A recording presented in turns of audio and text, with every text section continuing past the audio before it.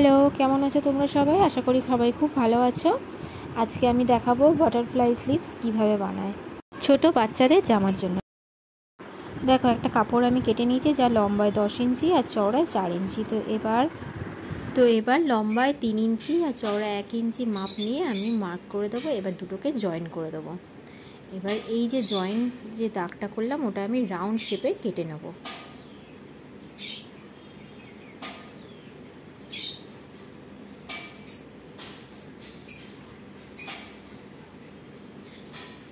এবার দেখো, যে দিকটা রাউন্ড শেপে কেটেছি সেই দিকটা আমি ফোল্ড করে স্টিচ করে নেব।